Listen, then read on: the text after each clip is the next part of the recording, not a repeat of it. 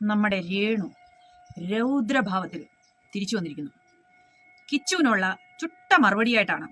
കാരണം കിച്ചുവോ രേണുവിന്റെ ഭർത്താവിന്റെ വീട്ടുകാരോ ഇത്രയും ക്രിട്ടിക്കൽ ക്യാൻസറായിട്ട് കിടന്നണക്ക പോലും ഒന്ന് കാണാൻ പോലും വന്നില്ല. നെറികേടല്ലേ അത്? കിച്ചുവിന് 2 മറുപടി കൊടുക്കണ്ടേ? കേൾക്കാം. ഇന്ന് വരെ എന്റെ നാക്ക് ഒരു നെഗറ്റീവ് എന്റെ ഭർത്താവിന്റെ വീട്ടുകാരെ പറ്റിയോ എന്റെ വളർത്തു മകനെ പറ്റിയോ ഞാൻ പറഞ്ഞിട്ടില്ല. പക്ഷെ ഇന്ന് എനിക്ക് പറയേണ്ട വന്നു. അത്ര ഞാൻ അനുഭവിച്ചു. ക്യാൻസർ ആയിട്ട് കിടന്നിട്ട് പോലും ഒരു നോക്ക് എന്നെ കാണാൻ വന്നു. വിഷമമുള്ളവരുടെ വിഷമം 6 വിഷമം തീർക്കട്ടെ എന്ന്. 6 വിഷമം രാഹുൽ ഇന്ന് വരെ വിളിച്ചു. ഞാൻ ബ്ലോക്ക് ആക്കിയിട്ടേക്കുക. എന്തിനാണ് ഇനി ഇതിന്റെ കമന്റ് വരട്ടെ. എന്നെ വേണ്ടാത്തവരെ എനിക്കും വേണ്ട. അതിന്റെ പേര് എന്നെ തൂക്കിക്കൊല്ലുവാണെ കൊല്ലട്ടെ എന്നേ കോടതി. തൂക്കിക്കൊല്ലട്ടെ. ഇങ്ങനെ ഒരു ജീവിതത്തിനെക്കാളും നല്ലത് തന്നെയാ. നിങ്ങൾ തമ്മിൽ തുറന്ന് സംസാരിക്കാനായിട്ടുള്ള എന്തിനാ മോളെ തുറന്ന് സംസാരിക്കും? 11 വയസ്സ് തൊട്ട് 18 വയസ്സ് വരെ എല്ലാ കാര്യങ്ങളും അറിയാവുന്നതല്ലേ. കുഞ്ഞു കൊച്ചൊന്നും അല്ലായിരുന്നല്ലോ ഒരു 17-18 വയസ്സിലൊക്കെ. കുഞ്ഞു കൊച്ചൊന്നും അല്ലായിരുന്നു എന്നുള്ള കാര്യം ഇപ്പോഴാണ് ഓർമ്മ വന്നത്. കടിക്കല്ലേടാ, പൊട്ടിയിരിക്കുവാണ്. ഇങ്ങനെയൊക്കെ പറഞ്ഞ സമയത്ത് മോന് 18 വയസ്സായി അല്ലെങ്കിൽ മോന് 18 വയസ്സ് കഴിഞ്ഞ ഒരു വളർത്തുമകൻ ഉണ്ടെന്നുള്ള കാര്യമൊക്കെ ഓർത്തില്ലേ? അതുകൊണ്ടായിരിക്കും കാണാൻ വരാഞ്ഞത്. രേണു പലതും മറന്നു. രേണു എങ്ങനെയൊക്കെയാണ് സോഷ്യൽ മീഡിയയിൽ കാണിച്ചു കൂട്ടിയെന്നും എന്തൊക്കെ കാണിച്ചു എന്നുള്ള കാര്യങ്ങളൊക്കെ രേണു മറന്നു. പക്ഷേ പലരും മറന്നിട്ടില്ല.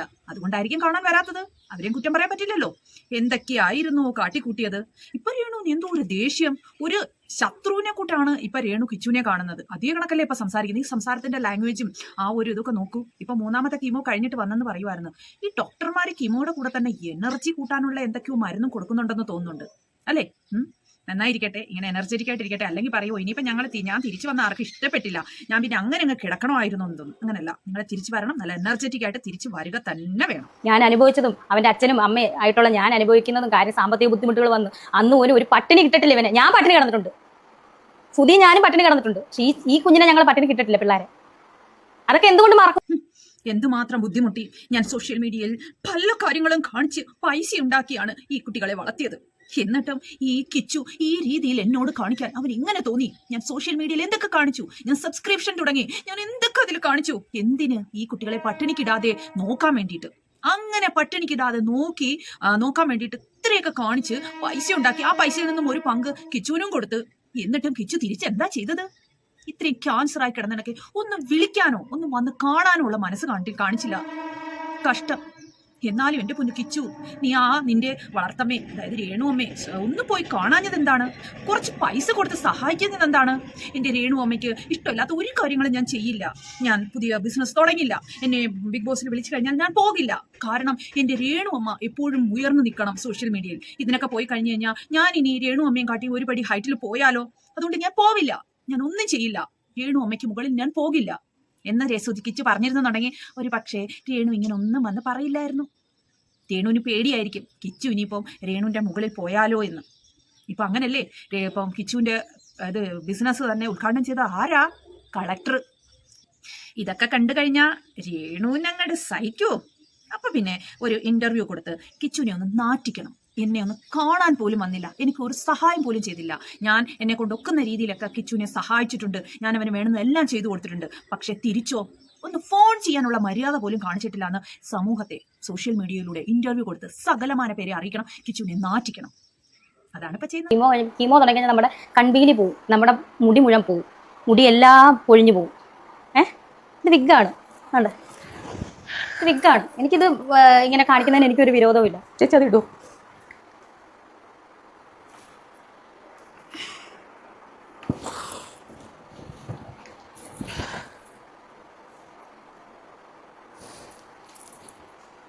അവതാരക കരഞ്ഞു മെഴുകാണ്. അവതാരയെ കൊണ്ട് സഹിക്കാൻ പറ്റുന്നില്ല രേണുവിന്റെ ഈ ഒരു രൂപം കാണാൻ. പ്ലീസ് ചേച്ചി ആ വിഗ് ഇടൂ. ആ അവതാരക ഇന്നാണ് അറിഞ്ഞത് രേണു വിഗ്ഗാണ് വെച്ചിരിക്കുന്നതെന്ന്. പക്ഷെ നമ്മളൊക്കെ നേരത്തെ തന്നെ അറിഞ്ഞു. രേണു തന്നെ ഒരു വീഡിയോ ആയിട്ട് വന്നിട്ടുണ്ടായിരുന്നു രേണു വിഗ് വെക്കുന്നതും വിഗ്ഗാണ് വെച്ചിരിക്കുന്നതും എന്നൊക്കെ ഉള്ളത്. പക്ഷെ ഈ അവതാരക അറിഞ്ഞില്ലെന്ന് തോന്നുന്നു. അതായിരിക്കും ഇപ്പോ ആദ്യമായിട്ട് കണ്ടപ്പോൾ ഉള്ള ഒരു ഇമോഷണൽ മ്യൂസിക് കൂടി ഇട്ട് കഴിഞ്ഞാൽ കത്തിക്കയറും നമ്മുടെ സോഷ്യൽ മീഡിയയിൽ അല്ലേ? ആ കുട്ടിക്ക് ആ ഇന്റർവ്യൂ എടുത്ത അവതാരികയ്ക്ക് സഹിക്കാൻ പറ്റുന്നില്ല, കരച്ചിൽ അടക്കാൻ പറ്റുന്നില്ല. പ്ലീസ്, എനിക്ക് കരച്ചിൽ വരുന്നു. ചേച്ചി ആ വിഗ് ഒന്ന് ഇടൂ. എനിക്ക് ചേച്ചി ഇങ്ങനെ കാണാൻ പറ്റുന്നില്ല. എന്നാലും ഇങ്ങനത്തെ കണ്ടീഷനാണെന്ന് ഞാൻ അറിഞ്ഞില്ല ചേച്ചി എന്ന് വെച്ച് പൊട്ടി കാര്യമാണ്.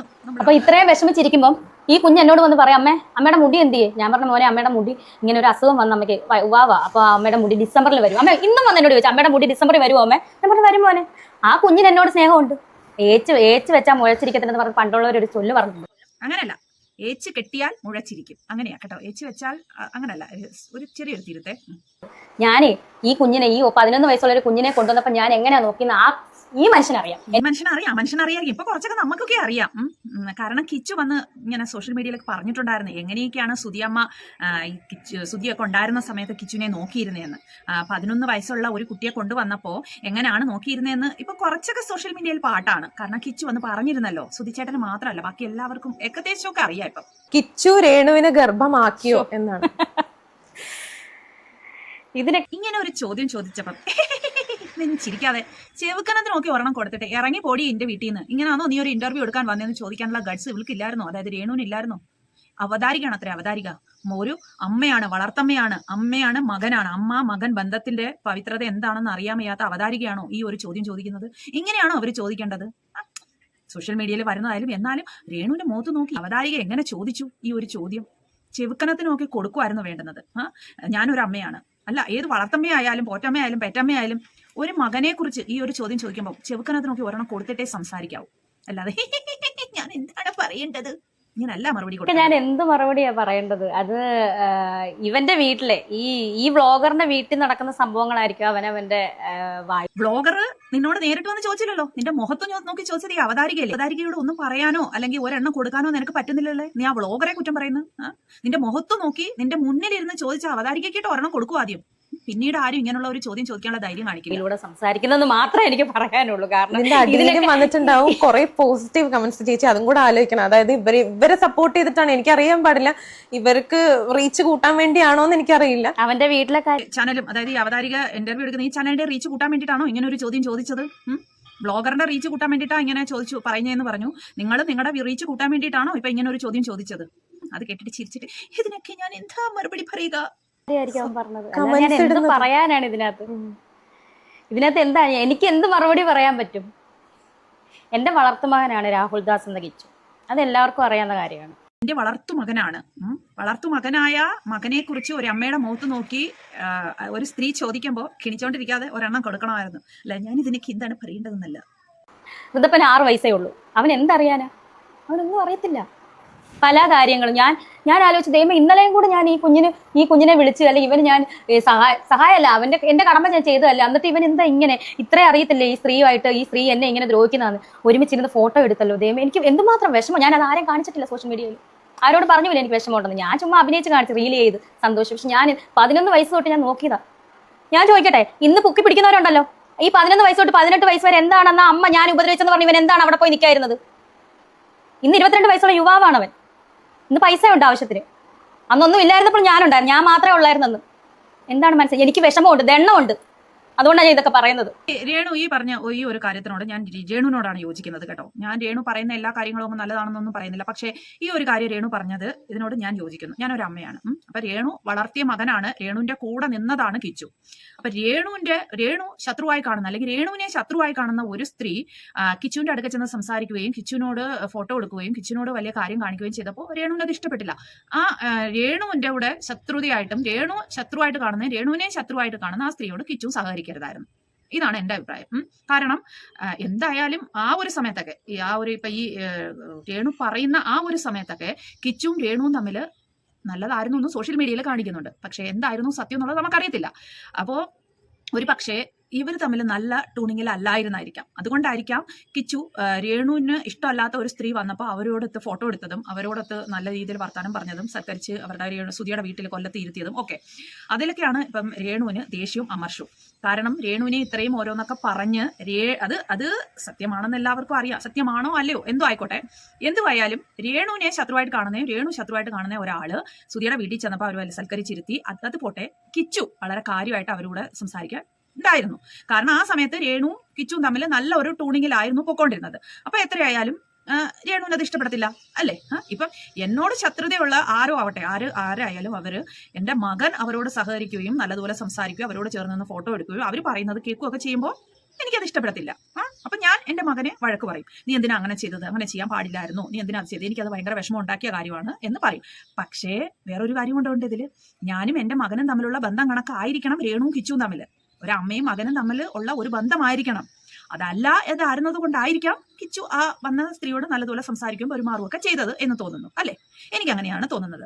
പക്ഷേ കിച്ചു രേണുമായിട്ട് ഒരു അമ്മ മകൻ നല്ലൊരു ടോണിങ്ങിലായിരുന്നു എന്നുണ്ടെങ്കിൽ കിച്ചു ചെയ്ത് തെറ്റാണ്, അല്ലേ?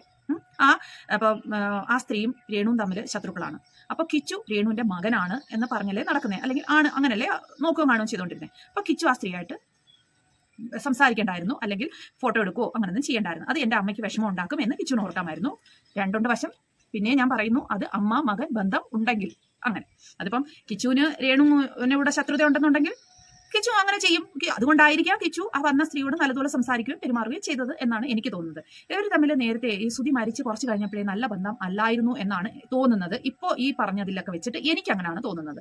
അല്ല, ഇവർ തമ്മിൽ ഇപ്പൊ രേണു പറയുന്നു, ഞാൻ പൈസ കൊടുത്ത് സഹായിക്കുമായിരുന്നു എൻ്റെ മകനെ, സുധി പോയിട്ടും ഞാനാണ് വളർത്തിയത്, ഞാനാണ് നോക്കിയത്, 1 വർഷം എൻ്റെ കൂടെ നിന്നിട്ടുണ്ടായിരുന്നു, അങ്ങനെയൊക്കെ ഉണ്ടായിരുന്നു. അവർ തമ്മിൽ നല്ല ഒരു ബന്ധമായിരുന്നു എന്നുണ്ടെങ്കിൽ ഇപ്പൊ ഈ രേണു പറഞ്ഞതിനോട് ഞാൻ യോജിക്കുന്നു. ഞാൻ രേണുവിന്റെ സൈഡിലാണ് ഈ ഒരു കാര്യത്തിൽ മാത്രം. എനിക്ക് വേണ്ടി പ്രാർത്ഥിക്കുന്ന കുറച്ച് നല്ല ആളുകൾ എൻ്റെ വീട്ടുകാരും എൻ്റെ കൂടെ ഉള്ളിടത്തോളം കാലം ഞാൻ താഴെ വീഴത്തില്ല. എനിക്ക് പറയണം, ഈ സ്ത്രീ അന്ന് ഈ വീട്ടിൽ വന്നപ്പം, അല്ലെങ്കിൽ എൻ്റെ ഭർത്താവിന്റെ വീട്ടിൽ വന്നപ്പം ഇവരെന്തുകൊണ്ട് അവരെ സൽക്കരിച്ച് അതിനകത്ത് കയറ്റി? എന്നിട്ട് വലിയ വായിൽ പോസ്റ്റ് ഇട്ടല്ലോ, കുരു പൊട്ടുന്നവർക്ക് പൊട്ടട്ടെ എന്ന്. കുരു പൊട്ടാനാ? എനിക്ക് എന്ത് കുരു പൊട്ടാനാ? 11 വയസ്സിൽ തള്ള പോലെ സ്വന്തം പെറ്റതള്ള അന്ന് ഉണ്ടായിരുന്നു. പിന്നെയാണ് അവർ മരിച്ചത്. പെറ്റതള്ള ഉപേക്ഷിച്ച ഒരു കുഞ്ഞിനെയും രണ്ടാമത്തെ ഭാര്യ വരെ ഉപേക്ഷിച്ച ഒരു ഭർത്താവിനെയും കൂടെ ഞാൻ നോക്കിയതാണോ തെറ്റ്? ഞാൻ നോക്കിയതാണോ തെറ്റെന്ന് അപ്പം സുധിയെ രേണു ആണോ നോക്കിയത്? പക്ഷെ അങ്ങനൊന്നും അല്ലല്ലോ നമ്മളൊക്കെ പറഞ്ഞു കേട്ടത്. ഈ സുധി കഷ്ടപ്പെടുന്ന പൈസ മുഴുവൻ രേണുവിന്റെ വീട്ടുകാരെയും രേണുവിനെയും നോക്കാനാണ് ഉപയോഗിച്ചത്.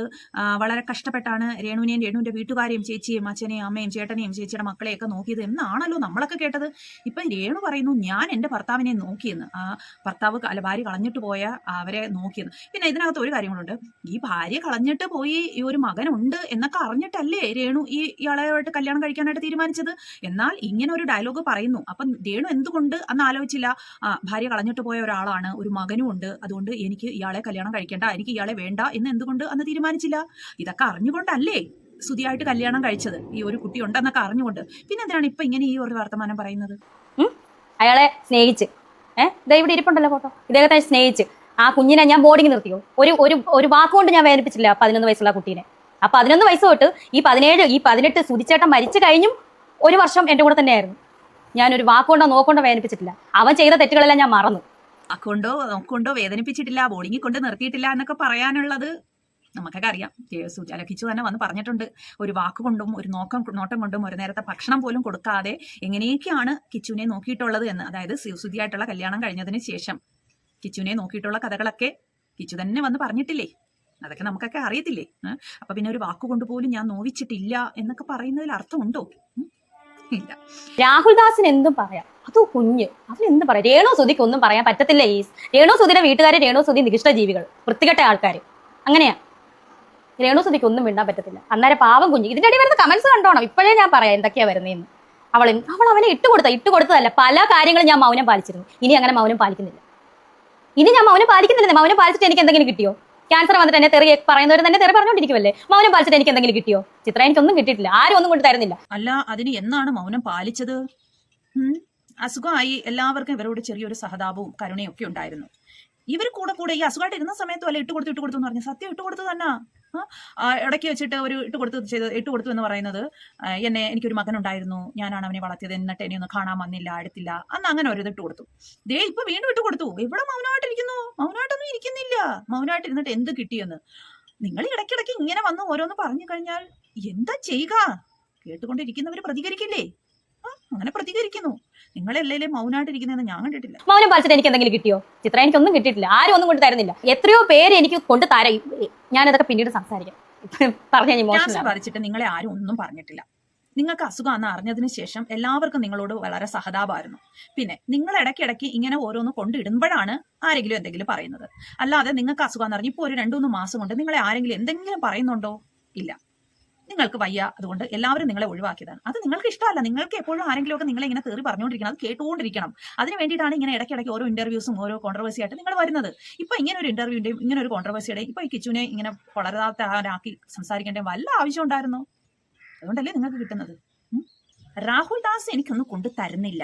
പിന്നെ വേറെ ഓരോരുത്തരൊക്കെ എനിക്ക് സീമാതും ഇതൊക്കെ കൊണ്ട് തരുന്നു. രാഹുൽ ദാസ് എന്തുകൊണ്ട് കൊണ്ട് തരുന്നില്ല? അതാണ് പറയുന്നത്. എൻ്റെ പൊന്നു രാഹുൽദാസേ, നിനക്ക് കിട്ടുന്നതിനകത്ത് നിന്ന് ഒരു കുറച്ച് എന്തെങ്കിലുമൊക്കെ ഇവർ കൂടെ കൊണ്ട് കൊടുക്ക്. നിനക്കില്ലാത്തപ്പം ഇവർ നിന്നെ തന്ന് സഹായിച്ചിട്ടില്ലേ, അപ്പം നീ എന്തെങ്കിലുമൊക്കെ കൊടുത്തൊന്ന് സഹായിക്ക്. അപ്പം പിന്നെ അവരിങ്ങനെ പറയില്ല, എന്നാലും പറയുമായിരിക്കും, വേറെ എന്തെങ്കിലും കണ്ടെത്തി പറയും. എന്തായാലും മൗനമായിട്ടിരുന്ന് ഇനി ഇരിക്കുന്നില്ല, എന്തൊക്കെയോ പറയാനുണ്ടെന്ന് പറഞ്ഞു. പറയണം, നിങ്ങൾ പറയണം. ആദ്യം നിങ്ങളുടെ അസുഖം മാറട്ടെ, എന്നിട്ട് പറയാം. ഞങ്ങളെല്ലാവരും അതിനാണ് ആഗ്രഹിക്കുന്നത്. നിങ്ങളുടെ അസുഖം മാറി നിങ്ങൾ നല്ല ചുറുചുറുക്കോട് കൂടി വരണം കേട്ടോ. എന്നിട്ട് നമുക്ക് എന്താണെന്ന് വെച്ചാൽ പറയാം. അത് ആദ്യം അസുഖം മാറും എന്ന് വിചാരിച്ച് നിങ്ങൾ വീട്ടിൽ ഇരിക്കണം എന്നല്ല. നിങ്ങൾ റീൽസ് ഇടൂ. നിങ്ങളിപ്പോൾ ഇടയ്ക്കൊക്കെ റീൽസൊക്കെ ഇങ്ങനെ വീട്ടിൻ്റെ വെളിയിലൊക്കെ ഇറങ്ങി നല്ല റീൽസൊക്കെ ഇട്ടുകൊണ്ടിരുന്നില്ലേ, അത് നിങ്ങൾക്ക് നല്ല റീൽസൊക്കെ ഇടൂ. നിങ്ങളുടെ കാര്യങ്ങളൊക്കെ പറഞ്ഞിട്ട് റീൽസ് ഇടൂ, അല്ലെങ്കിൽ പാട്ടിന് റീൽസ് ഇടൂ. അങ്ങനെയൊക്കെ ഇടൂ. നിങ്ങൾ അങ്ങനെ വീട്ടിൽ ഒതുങ്ങി കൂടി ഇരിക്കൊന്നും വേണ്ട, അങ്ങനെയൊക്കെ ചെയ്യൂ. ഈ രീതിയിലുള്ള വർത്തമാനം, ഈ രീതിയിലുള്ള ഇന്റർവ്യൂസ്, ഈ രീതിയിലുള്ള കോൺട്രവേഴ്സിക്കൊന്നും പോവാതിരിക്കുക. നിങ്ങളെ ആരും ഒന്നും പറയില്ല. പിന്നെ ഇനി കുറെ കാര്യങ്ങളൊക്കെ ഉണ്ട്. അല്ല, ഇപ്പോ ഈ രേണു എന്തിനാണ് ഇങ്ങനെ ഒരു ഇന്റർവ്യൂ ആയിട്ട് വന്നത്? അതിന്റെ ആവശ്യം ഉണ്ടായിരുന്നോ? ഇല്ലായിരുന്നു. ഈ സംസാരിച്ചതിനകത്ത് മുഴുവൻ കിച്ചുവിനെ കുറിച്ചാണ് പറയുന്നത്. കിച്ചു കാണാൻ വന്നില്ല, കിച്ചു പൈസ കൊടുത്ത് സഹായിച്ചില്ല, കിച്ചുവിനെ ഞാൻ നോക്കിയിട്ടുണ്ട്, സുധിയുടെ വീട്ടുകാർ വന്നിട്ടില്ല, കിച്ചുവിനെ എങ്ങനെ ഒരു മോശക്കാരനാക്കണം സോഷ്യൽ മീഡിയയിൽ, ആ ഒരു രീതിയിലാണ് ഇപ്പോൾ ഈ രേണു സംസാരിച്ചത് ഈ ഒരു ഇന്റർവ്യൂ മുഴുവൻ. അല്ലാതെ രേണുവിന്റെ അസുഖത്തെ പറ്റിയോ അല്ലെങ്കിൽ രേണുവിന്റെ വീട്ടുകാരെയോ രേണുവിനെ പറ്റിയോ ഒന്നും പറയുന്നില്ല. പറയുന്നത് മൊത്തം കിച്ചുവിനെ പറ്റിയാണ്. അത് നല്ലതൊന്നുമല്ല പറയുന്നത്, നെഗറ്റീവ് തന്നെയാണ് പറയുന്നത്. അപ്പോൾ രേണുവിന്റെ ഉദ്ദേശം കിച്ചുവിനെ ഒരു മോശക്കാരനായി കാണിക്കണം. എനിക്ക് ഇത്രയും ബുദ്ധിമുട്ടുണ്ടായിട്ട് എന്നെ വന്നൊന്ന് കാണുകയോ എനിക്കൊരു 5 പൈസ തന്ന് സഹായിക്കുകയോ ഒന്നും ചെയ്തിട്ടില്ല എന്ന് സോഷ്യൽ മീഡിയയിൽ കാണിക്കണം. പിന്നെ ഇപ്പോ ഈ രേണുവിനെ പറ്റി ആരും വീഡിയോകളൊന്നും ചെയ്യാറില്ല. രേണുവിനെ പറ്റി ആരും തിരക്കാറുമില്ല. അപ്പോഴും രേണുവിന് ഭയങ്കര വിഷമം. കാരണം രേണുവിന് നെഗറ്റീവിലൂടെ ആയാലും ശരി ഈ സോഷ്യൽ മീഡിയയിൽ ഇങ്ങനെ നിറഞ്ഞു നിൽക്കണമല്ലോ എപ്പോഴും. അപ്പൊ അങ്ങനെ പറ്റുന്നില്ല എന്ന് കണ്ടപ്പോൾ ആലോചിച്ചിട്ടുണ്ടാവും, ഒരു നെഗറ്റീവായിട്ട് കിച്ചുവിനെ പറഞ്ഞിട്ട് ഒരു ഇന്റർവ്യൂ അങ്ങ് കൊടുക്കാം. അപ്പൊ കുറച്ച് റിയാക്ഷൻ വീഡിയോക്കാരൊക്കെ എടുത്തങ്ങ് റിയാക്ട് ചെയ്തോളും. ഞാൻ പിന്നെ ഇങ്ങനെ സോഷ്യൽ മീഡിയയിൽ നിറഞ്ഞു നിൽക്കുമല്ലോ. ഇനി ഞാൻ എന്റെ വില അങ്ങ് പോയിട്ട്, ഇനി എന്റെ റീച്ച് പോയിട്ട് ഇനിയിപ്പോൾ കിച്ചുവിന്റെ റീച്ച് ആയിരിക്കുമോ സോഷ്യൽ മീഡിയയിൽ ഉയർന്നു വരുന്നത്? എന്നെ ഇനിയിപ്പോൾ ആരും ഓർക്കാതിരിക്കുവോ, എന്നെക്കുറിച്ച് ആരും സംസാരിക്കാതിരിക്കുവോ?